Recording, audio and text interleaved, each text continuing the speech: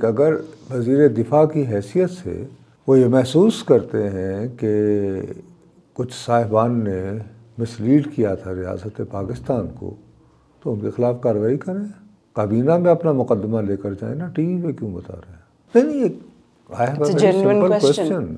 बिल्कुल, you are the one of the senior most. भाई अब अभी की जो काबीना है इसमें अगर आप बात करो तो अगर आप वफाक की बात करो, वफाक की हुकूमत, फेडरल गवर्नमेंट, तो फेडरल गवर्नमेंट में सीनियर तरीन जो वज़रा शुमार होने चाहिए उनमें सर फहरिस्त हैं ख्वाजा आसिफ साहब हैं, इसहाक डार साहब हैं और मेरा ख्याल है राना तनवीर, और वो इससे पहले भी वज़ीर दिफा भी रहे हैं, वज़ीर ख़ारिजा भी रहे हैं, तो फॉरेन मिनिस्टर। तो अब मुझे समझ नहीं आ रही, मैं और आप अगर मुझसे सवाल करें तो मैं तो अफ़गानिस्तान पे बात कर सकता हूँ, आप तो वज़ीर दिफा हैं।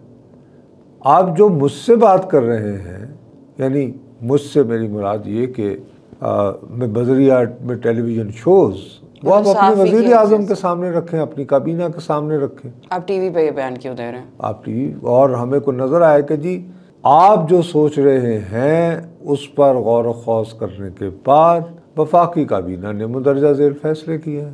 That's it. मुझे तो समझ नहीं आ रही कि ये क्यों हो रहा है। ये कोई अपना पर्सनल एजेंडा पुश कर रहे हैं फिर ये बात? आई डोंट थिंक सो कि कोई पर्सनल एजेंडा है। I have great respect for him, हमारा बहुत आपस में ताल्लुक़ रहा है, यानी कि जो एक जर्नलिस्ट का इंटरेक्शन की वजह से, नॉट। तो मैं जो महसूस करता हूँ वो ये है कि ग़ालिबन जिस दिन पाकिस्तान ने अफ़गानिस्तान में स्ट्राइक की थी वो रिटेलिएटरी, तो ग़ालिबन उस दिन या उससे एक दिन बाद वो एक टीवी शो में गए, वहाँ पे उनसे सवाल हुआ होगा कि साहब ये क्या है, उस सवाले से फिर उन्होंने वो बयान दे दिया और वो रेफरेंस हुआ। बहरहाल एक कमेटी का इजलास तो हुआ था जिसमें ब्रीफिंग की गई थी, उस वक्त तो इमरान खान साहब की हुकूमत थी, ठीक है ना। अब जहाँ तक तो अफ़गान पॉलिसी की बात है तो मेरा ख्याल है कि हार्डली कोई डिफरेंस था इमरान खान साहब की सोच में और ख्वाजा आसिफ साहब की सोच में, अगर उसूली बात करें तो। जब अमरीकी फ़ौजों का इनखला हुआ है वहाँ से, काबुल से, तो बहुत फ़ख्र से सीना फुलाकर हमारे वज़ीर आज़म साहब उन दिनों जनाब इमरान खान साहब ने कहा था कि अफ़गानों ने ग़ुलामी की ज़ंजीरें तोड़ दी, और उन्हीं दिनों कोई ट्वीट एक दिया था ख्वाजा आसिफ साहब ने जिसमें कि क़ुव्वतें हमारी हैं या कुछ इस तरह का था कि भाई अल्लाह ताला जिसके साथ हो या मुसलमान, और ईमान जीतता है, अमेरिका नहीं जीतता। तो एक जैसी सोच है दोनों की। अब मुझे समझ नहीं आ रही कि अगर ईमान जीत गया है तो क्या हम ईमान नहीं लेकर आए हुए? तो ईमान अगर जीत चुका है तो तालिबान से हमारी लड़ाई क्या है? भाई हुकूमत वहाँ तालिबान की है ना, तो हम दोनों ही ईमान वाले हैं, हम दोनों ईमान वाले, वो ईमान वाले जिन्होंने जो है वो अमेरिका को शिकस्त दे दी और उससे पहले रूस को शिकस्त दी थी, वो ईमान वाले कहते हैं कि हम टीटीपी पे काबू नहीं पा सकते, या हम ये समझते हैं कि वो नहीं पा रहे तो हमें स्ट्राइक करना पड़ रही है। तो यार दो ईमान वाले एक दूसरे के साथ बैठ जाएं तो इतनी, ये नहीं कि उस पर टीवी पे आने की क्या ज़रूरत है, मुझे ये समझ में नहीं आ रही। उससे बैठ के बात कर लें, लेकिन ये एक फैक्ट है। बहरहाल कुछ चीज़ें हैं, तो मुसीबत ये है कि या तो बात करनी है तो फिर खोलो, खुल के करें। नाम अगर ले लिया तो आप डिफेंस मिनिस्टर हैं, आपके पास एक तो सबसे बड़ी बात ये है, लेट्स बी ऑनेस्ट, लोग ये कह रहे हैं कि जी चूंकि इनके पल्ले कुछ नहीं रहा तो अब ये दोबारा वोट को इज्जत दो की जो बात थी, इस तरह का कोई PMLN, तो ये जी एक मज़ामती बयानिया बना रहे, मैं इस पर एतबार नहीं करता। मेरा अपना ख्याल है कि ये बात चली है, उसमें उन्होंने वो ब्रीफिंग का जिक्र किया। देखिए उस वक्त भी ये सवाल उठता था कि एक अजीब व गरीब इस मुल्क में सानहा होता रहा है। आज अगर पार्लियामान जो है वो बेतौकीर है तो उसको बेतौकीर करने में ख्वाजा आसिफ जैसे लोग भी इसके जिम्मेदार हैं, खाली इमरान खान नहीं है। देखें, पाकिस्तान की सलामती के हवाले से इससे ज़्यादा बुरा वक्त कोई नहीं हो सकता था जब वो इंडिया ने अपनी तरफ से नाम नहाद सर्जिकल स्ट्राइक की थी। उसके एक दिन बाद फिर उनका पायलट गिरफ्तार हो गया और फिर ये बात चल रही थी कि साहब इंडिया ये धमकी दे रहा है कि अगर उस पायलट को रहा ना किया गया तो हम पाकिस्तान पर मिसाइलों की बारिश बरसा देंगे। कितनी संगीन सूरत हाल थी। अब उस संगीन सूरत हाल में नाम नेहाद कौमी नेशनल कंसेंसस के लिए कि जी अपोजिशन और हुकूमत की जमातें बैठे और उनकी ब्रीफिंग हो, और उस ब्रीफिंग में वजीर आजम पाकिस्तान नहीं बैठते हैं। ये किस मुंह से बैठ गए? कहते यार कायदे ईमान यहाँ हमारे साथ बैठना पसंद नहीं कर। वो कहते चोरों लुटेरों के साथ मैंने नहीं बैठना, और आप बैठे। आपको शर्मसार होना चाहिए था अपने रवैये। आप कहते हम नहीं बैठते जी।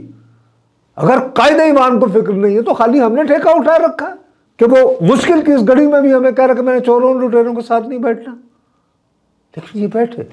दूसरी बात यह है कि जब वो अफगानिस्तान की बात आती है तो बीबी फैज हमीद तो उस वक्त कोर कमांडर थे पेशावर के, उनका अफगानिस्तान से क्या लेना देना था? उनको किसने ये अथॉरिटी दी? जाहिर है या वजीर आजम ने ही दी होगी ना।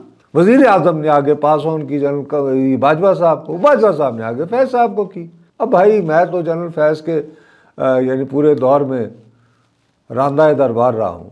हम तो बेरोजगार बैठा कोने में दही खा रहा था। मुझे उनसे कोई हमदर्दी कोई प्यार नहीं है, लेकिन किसी ने असाइन किया ना जनरल फैज को और ये अथॉरिटी दी कि डू व्हाटएवर। अब वो वहां पे निगोशिएट करके आए और बंदे लाए। अब आप उस अकेले पे जिम्मेदारी डाल रहे हैं। कोई तो लिंक होगा ना कि उनको ये पावर मिली और वो आगे भाई जाहिर है वो पहले डीजी आईएसआई थे, आईएसआई डील करती है अफगानिस्तान से। ये फर्ज किया गया जी चूंकि वो इतने अरसे से डील कर रहे हैं, ओके तो उन्हें आउटसोर्स करे। वो अपनी तरफ से तो नहीं चले गए ना मौसूफ। अच्छा, लॉजिकली तो यही बात होती है। अब अगर फर्ज करें कि आपकी दानिश में वो पॉलिसी गलत थी तो अंडू कर दें उसे। कौन रोक रहा है? वो बंदे तो आपको पता होंगे ना। सिर्फ नेम और शेम करने से क्या होता है? अंडू कर दें। अंडू कर दें, उन सबको कहें कि जी ये लोग आए हैं, इनको हम निकाल रहे हैं, एक्सपेल कर रहे हैं। ये तो फिर से पाकिस्तानी कंट्रोवर्सी क्रिएट करने से क्या होगा? बीबी एक बड़ी सीधी सी बात है कि पहले क्लियर हो जाए कि क्या 15 अगस्त 2021 को ईमान वाले जीते थे या नहीं जीते थे। अगर ईमान वाले जीते थे तो तालिबान सच्चे हैं, वो जो कुछ कर रहे हैं ठीक कर रहे हैं। फिर उनसे किस चीज़ का झगड़ा? और फिर आप भी उनकी तरह ईमान, अच्छे ईमान वालों को, आजकल वैसे भी मुकद्दस महीना है तो हमें भी उनकी राह पे चलना चाहिए, उनसे झगड़ना छोड़ी चाहिए। अब ये कैसे हो सकता है कि ये है ये शुमाली वजीरिस्तान, उसके उस तरफ हम कह रहे हैं कि इस्लाम पूरी आबोताब से आ चुका है अमेरिका को शिकस्त दे के, और उससे ये इधर हम कहें कि यहाँ पे ईमान नहीं है, खुदा न खासा यहाँ तो नहीं है। ऐसी ये क्या बात हुई? अगर ऐसा है तो अगर वहाँ वाले कह रहे हैं कि जैसे अफगानिस्तान में ईमान आया है तो उस तरह उसी तरह फिर पाकिस्तान में भी आना चाहिए। तो बंद करो ये अपना ये पार्लिमान, ये कटराट, ये मगरबी सिस्टम। एक हमें भी अपना बना लेना चाहिए। वहाँ पे है ना मुल्ला है बजात, वो क्या खुनजात जो है, तो एक हमें भी अल्लाह ताला मुयस्सर कर दे। यार मैं दूसरी बात कैटेगोरिकली कहें कहती नहीं, we are Islamic republic of Pakistan republic, we have to have a democratic system where parliament is supreme. तो अगर पार्लिमान सुप्रीम है तो फिर पार्लिमान बुलाए। आप इंटरव्यूज क्यों दे रहे हैं? इंटरव्यूज या तबसरा राय तो मेरे जैसे लोगों को करनी चाहिए ना, जिनके पास कोई अख्तियार ही नहीं। तो कह रहे जो जिम्मेदार है उसके लिए उसको पार्लियामेंट में बुलाएं। तो बुलाएं, मैं रोक रहा हूँ क्या? मेरी क्या हैसियत है? बुलाएं। तो इंटरव्यूज पे इंटरव्यूज क्यों दिए चले जा रहे हैं? Please, governments are supposed to act, not to issue statements. ये महकमा मौसमियात के अफसर तो नहीं है ना कि आज गरज चमका इम्कान है, वो परसों बहुत जो बारिश हुई साहब इस वजह से सैलाब आ गया। मतलब आप सिर्फ नैरेटिव बिल्डिंग नहीं कर सकते, आपको प्रैक्टिकल स्टेप्स भी लेने पड़ेंगे। नहीं, ये नैरेटिव बिल्डिंग भी क्या है, बल्कि यू आर कैटेगोरिकली, जितने आप इंटरव्यूज दे रहे हैं, आप पूरी दुनिया को ये पैगाम दे रहे हैं कि ये पाकिस्तान के वजीर दिफा की हैसियत है कि वो बेचारा तो भरम रखा हुआ है, एक लोगों को फ्रॉड बनाकर रखा हुआ है कि हम एक जमहूरी मुल्क हैं जहाँ पे एक कोई पार्लियामान भी होती है तो बस ठीक है, उसी पे गुजारा करें। बस अल्लाह के नाम पे ही चल रही है। बस अपना भरम रखें, खामोश रहें, बेहतर यही है। मैं इसके अलावा क्या कहूँ? खामखा कैसे अपना सीना जलाने वाली बात, छोड़ें इसको, कोई और बात करें। तो बस फिर वही बात है कि अनप्रेडिक्टेबल ही हो रही हैं चीज़ें फिर से। अरे कुछ नहीं, सब प्रेडिक्टेबल है, ये अनप्रेडिक्टेबल नहीं। अनप्रेडिक्टेबल इन द ये सब मुझे और आपको बेवकूफ़ बनाने की, हमें हमारे मसाइल से तवज्जो हटाने की, ये कुछ अनप्रेडिक्टेबल जो एक्चुअल इश्यूज हैं ये वो है, ये हमें किस तरह इन्होंने बहकाए रखना है और हमें अपने मसाइल पर तवज्जो नहीं। तो फिर तो नुसरत साहब जो भी हुकूमत आती है वो यही एक जैसे हैं, हम हुए कि तुम हुए कि मीर हुए, कोई बिल्कुल So we cannot expect anything. Nothing with this law. Forget it. Just forget it. यानी कि फिर से हम एक Period, sad note baby. पे Just खत्म कर forget रहे it. Forget it. Yeah.